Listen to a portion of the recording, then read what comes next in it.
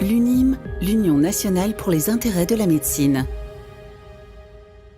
Association indépendante, l'UNIM défend les intérêts des professionnels de la santé depuis plus de 40 ans et leur propose les meilleures conditions d'assurance professionnelle et privée à des tarifs privilégiés négociés avec son partenaire Allianz. Sa particularité, son conseil d'administration composé exclusivement de professionnels de la santé. Adhérer à l'UNIM, c'est bénéficier d'une offre conçue par des professionnels de la santé, pour des professionnels de la santé, avec des garanties spécifiques et exclusivement adaptées à leurs besoins.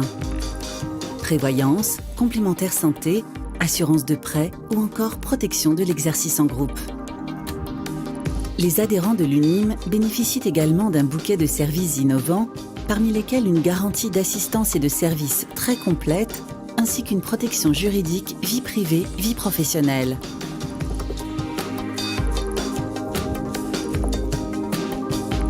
Ensemble, assurés d'être bien assurés.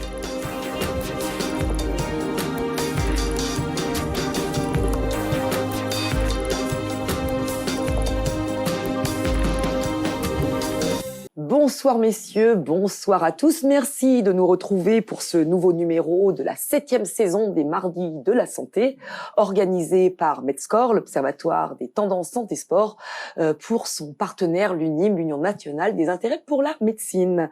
Et c'est notre 60e Mardi de la Santé ce soir. Et nous allons parler pour l'occasion sur ce plateau de la qualité de l'air en cabinet et donc forcément de la sécurité sanitaire des personnes, autant les patients que les praticiens, puisqu'il bien sûr nous intéresse, en faisant le point sur la législation en la matière. Alors le sujet est complètement nouveau sur le plateau des Mardis de la Santé, parce que c'est en effet la première fois que nous l'abordons, mais il nous semble important de faire un point sur l'impact de la qualité de l'air que nous respirons sur notre santé.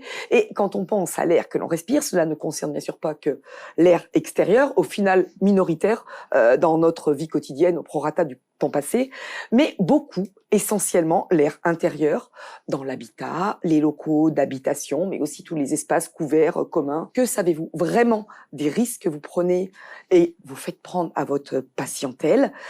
Il est temps de faire un point pour parler aussi des solutions, et c'est notre objectif de ce soir avec vous, messieurs, que je m'empresse de présenter.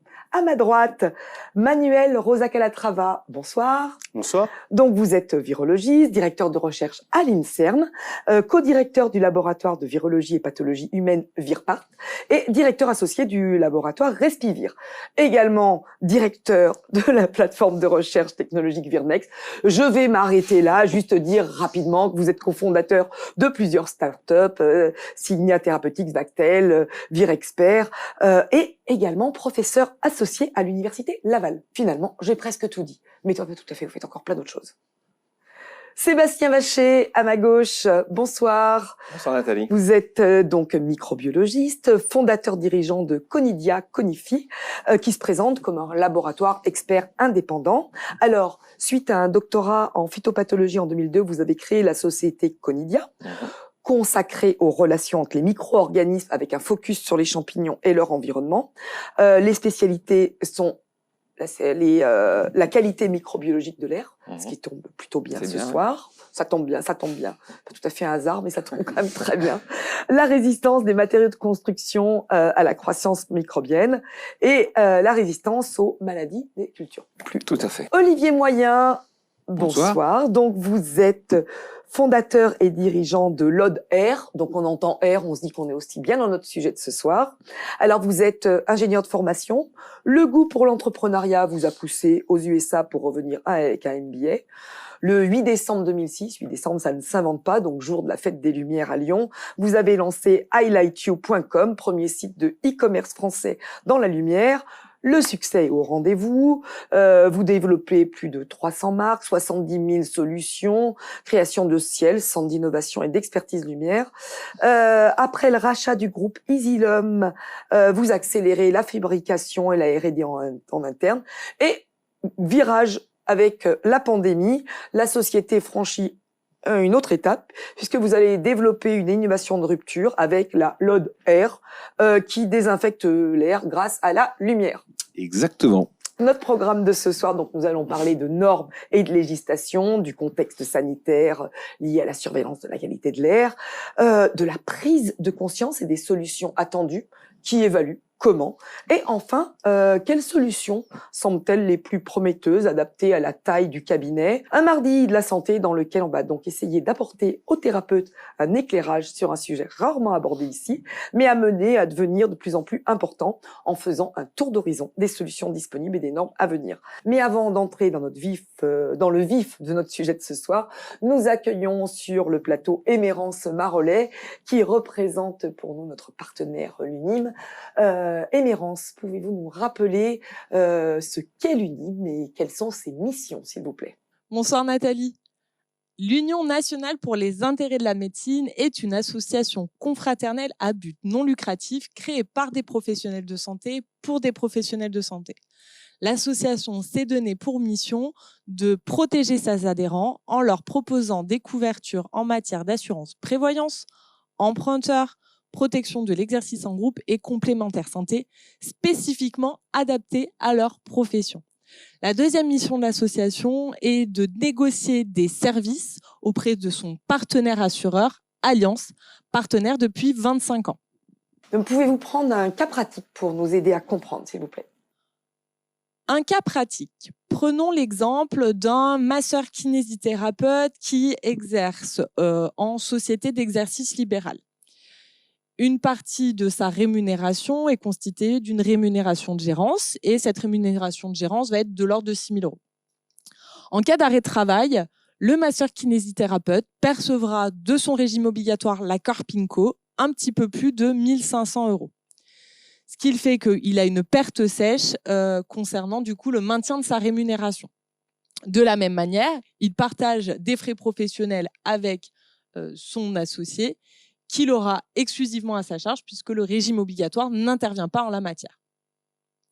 En matière d'invalidité, ce masseur kinésithérapeute se verra indemnisé par le régime obligatoire, la Carpinco, à partir du moment où il aura au moins 66% d'invalidité. Il est donc très important pour lui d'avoir un prestataire d'assurance qui le prend bien plus tôt et surtout de manière spécifique à sa profession de masseur-kinésithérapeute. Enfin, en cas de décès, ce masseur-kinésithérapeute n'est plus un revenu pour le foyer familial. Il faut donc que le prestataire de prévoyance vienne complémenter par des capitaux décès, une rente de conjoint, une rente éducation, afin de maintenir le niveau de vie du foyer des suites de son décès, mais également de protéger son associé qui, du coup, en l'absence de l'associé décédé, se retrouve en indivision avec les ayants droit de ce dernier. Il faut donc prévoir le cas de rachat des parts pour l'associé survivant. Et donc, comme tous les 15 jours, un atelier est proposé par l'UNIM à nos auditeurs. De quoi va-t-il s'agir ce soir? Oui, tout à fait, Nathalie. Nos correspondants associatifs se tiennent à votre disposition à la fin de ce plateau pour vous présenter les avantages et les bénéfices à adhérer à l'association UNIM. Normes et législation encadrant la surveillance de la qualité de l'air intérieur, la fameuse QAI. C'est l'objet de notre première partie.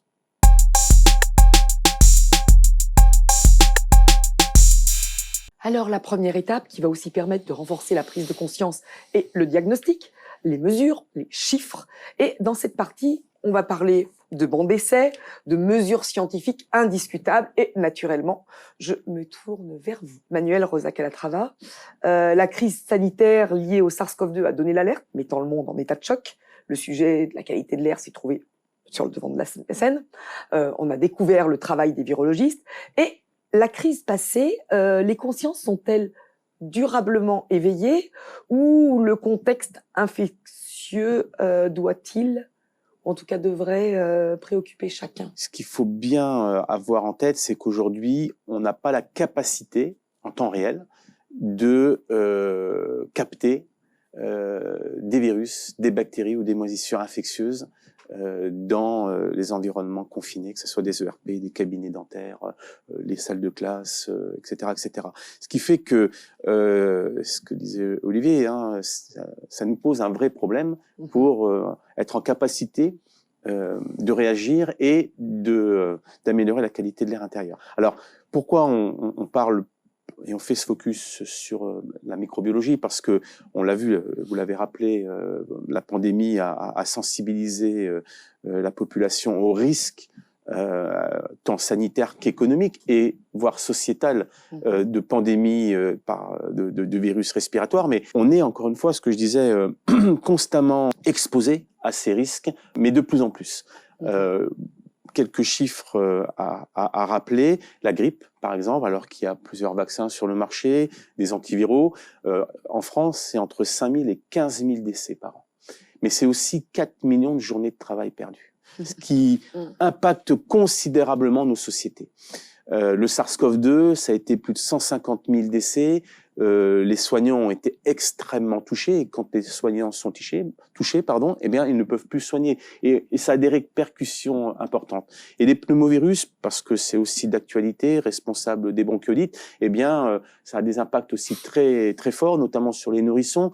Il y a eu près de 4000 nourrissons qui ont été aux urgences pédiatriques cet hiver et l'hiver précédent, ce qui fait que voilà, dans les différents domaines d'activité sociétale, eh bien, il y a vraiment, on est exposé à des risques. Et on est exposé de plus en plus parce que, et ça aussi, il faut bien avoir en tête, au XXe siècle, il y a eu 3 pandémies majeures de grippe, 1918, 1957-58 et 68-69. Et au XXIe siècle, en 25 ans, on a déjà subi 2 pandémies, H1N1, SARS-CoV-2, et il y a eu 2 risques majeurs supplémentaires de pandémies potentielles avec les épisodes du SARS et du MERS, coronavirus. Ce qui fait que, et ça va s'accélérer, et malheureusement, on va être de plus en plus exposé à ces risques parce que c'est multifactoriel, hein, surpopulation, des échanges de plus en plus importants de population, de transport entre les continents. On est de plus en plus exposé à la faune sauvage. Il y a aussi tout ce qui est élevage intensif qui expose énormément les ouvriers et les travailleurs de ces domaines-là. Juste avant la pandémie SARS-CoV-2, il y a eu un épisode en Chine qui a alerté la communauté scientifique, c'est-à-dire la transmission d'un virus H1N1 du porc vers les travailleurs de ces élevages intensifs. Et heureusement, il n'y a pas eu suffisamment d'adaptation de ce virus pour qu'il soit transmissible au sein de la population humaine. Donc, des risques majeurs, de plus en plus importants, ce qui fait que notre arsenal, pour essayer de mieux contrôler ces pathogènes respiratoires, il y a les antiviraux, il y a les vaccins, et il y a la qualité de l'air intérieur. Et c'est comme ça qu'on repositionne ce sujet-là, et c'est pour ça qu'il y a eu, et heureusement, cette sensibilisation, mais il y a encore beaucoup de travail à faire. Belle marge pour, de progression. comme vous le disiez, une belle marge de progression. Donc, juste pour compléter, on n'a pas aujourd'hui de capteurs de virus, de bactéries ou de moisissures infectieuses, à la différence des capteurs CO2, ce qui fait que il y a besoin d'intervenir dans les ERP, dans les établissements, avec il y a toute une série de dispositifs de biocollection qui fait que ces échantillonnages d'air peuvent ensuite être analysés en laboratoire pour essayer de détecter, voire de quantifier au moins du génome microbien pour faire le diagnostic de la présence d'une contamination, voire de quantifier des particules infectieuses. Et on travaille sur ces aspects-là actuellement. Et alors, pour qu'on comprenne bien, est-ce que votre rôle, il est de labelliser, certifier tel ou tel type de matériel?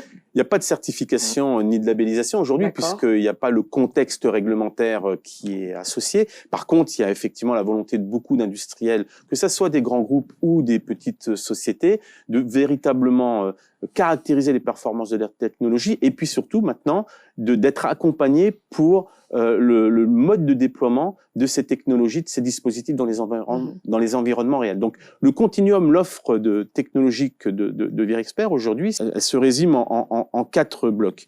Un diagnostic in situ dans les environnements réels, donc avec des mesures physiques pour caractériser, modéliser les flux d'air dans l'environnement, mais aussi quantifier les contaminations. Un bloc expérimental où dans les bancs d'essai 20 mètres cubes, 45 mètres cubes, eh bien on reproduit tout ou en partie ces environnements réels, on est en capacité de reproduire des environnements de type salle de classe, chambre d'hôpital, jusqu'aux salles propres de la pharma, pour évaluer des dispositifs ou des technologies de traitement d'air dans des atmosphères hautement contaminées, des mélanges complexes, et en y intégrant aussi, comme je vous l'ai dit, toute l'aérodynamique des flux d'air. Et puis à partir de là, et c'est aussi une force de VirExpert, je pense, c'est d'avoir intégré une approche de simulation. Ce qui fait que la simulation de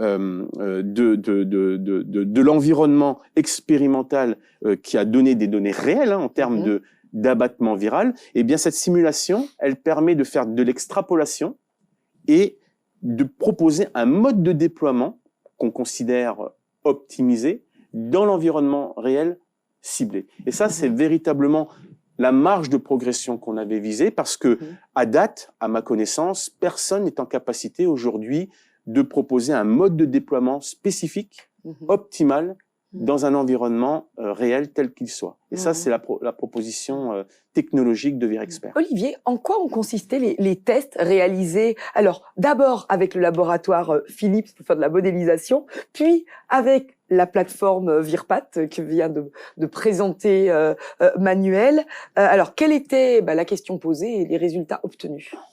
L'idée, effectivement, c'est de dire, on se remet dans le contexte, on est en pleine période Covid. Moi, au départ, j'ai développé, je suis ingénieur en biologie, on fabriquait des éclairages et je voulais d'abord protéger mes équipes, égoïstement. Donc, je voulais acheter des appareils. Et j'ai trouvé sur le marché soit des appareils pour les blocs chirurgicaux, qui coûtent entre 120 et 150 000 euros, mais il fallait sortir de la pièce pour que ça marche, soit des petites chinoiseries à 30 euros sur Amazon. Bon. Et entre les deux, franchement, il n'y a pas grand-chose. Donc, je me suis dit, bon, ok, mais les UVC, en fait, c'est obligatoire pour le traitement de l'eau. Si c'est obligatoire, voilà, dans le coronavirus, moi, je me suis dit, Corona, je bois pas de bière, je sais pas faire. Et les virus, quelque part, on sait faire. On sait que les UVC, c'est très puissant et très performant. Donc, la théorie, c'est que ça doit marcher. Maintenant, après, la pratique, est-ce que ça marche? On se retrouve en pleine période de confinement. Les laboratoires, il n'y en a pas foison, à ce moment-là, qui sont ouverts et disponibles à tester nos appareils. Et nous, on pensait que c'était facile à tester, sincèrement. Donc, on a fait des appareils au départ pour nous. On a imaginé que ça devait marcher sur le papier. Donc, on a effectivement vu des ingénieurs de chez Philips qui ont modélisé notre appareil, modélisé la puissance et qui ont établi un certain grade de désinfection. Donc, déjà, super, sur le papier, avec une recherche poussée, ça devait marcher. Mais entre la théorie et la pratique, il y avait quand même un grand pas à franchir. Et sincèrement, ensuite, trouver un laboratoire qui va tester dans l'air à cette période coronavirus des vrais virus actifs, il n'y en avait pas pléthore. En fait, il y en avait un qu'on a rencontré et il se trouvait pas loin de chez nous. C'est le laboratoire que gère Manuel Rosac à travail. On est reconnaissant de son travail et de ce qu'a fait son équipe parce que ça nous a permis de tester l'ensemble de notre gamme dans des vrais environnements. Quand on dit contaminé de mémoire, il y avait quand même pas un ou deux virus dans le volume. Il y avait des centaines de milliers de virus. Donc c'était contaminé de manière conséquente.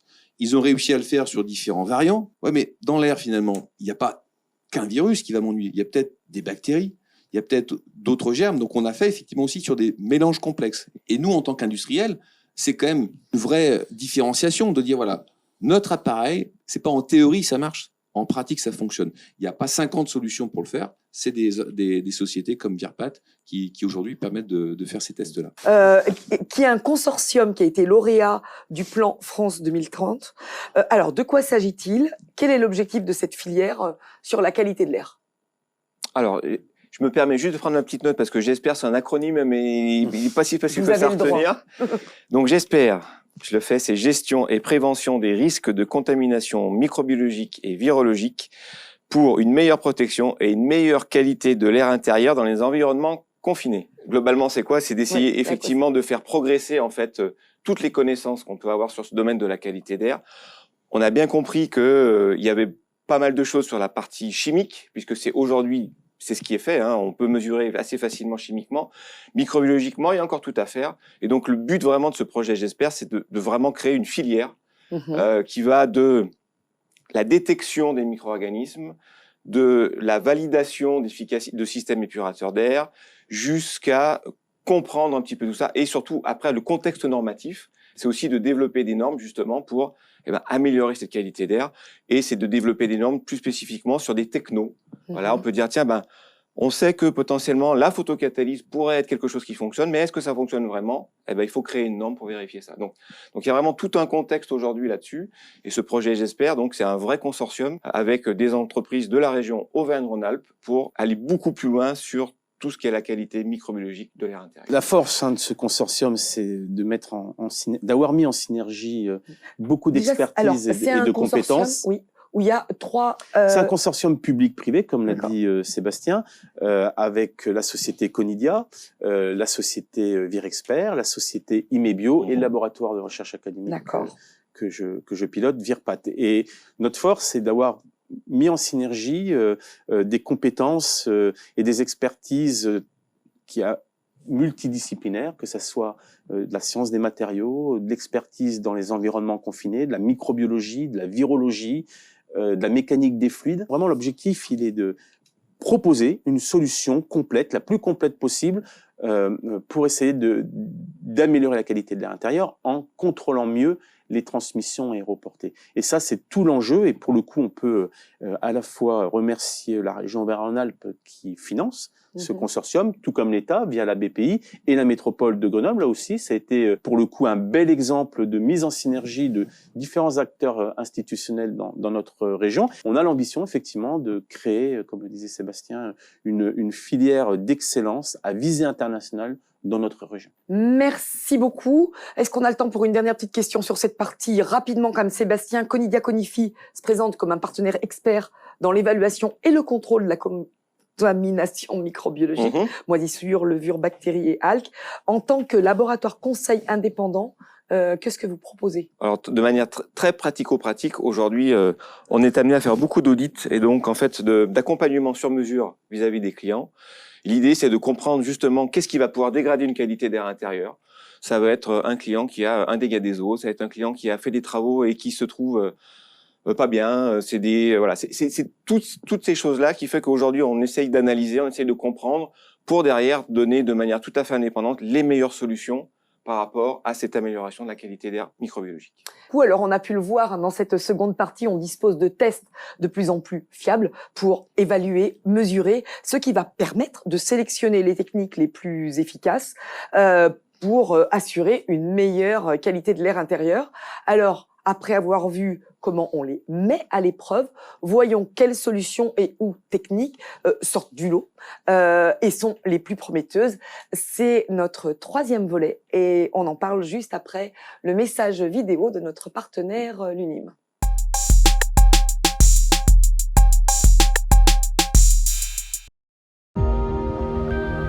L'UNIM, l'Union nationale pour les intérêts de la médecine.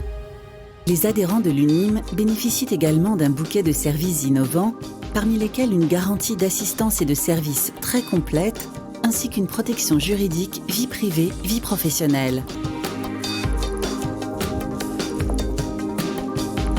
Ensemble, assurés d'être bien assurés.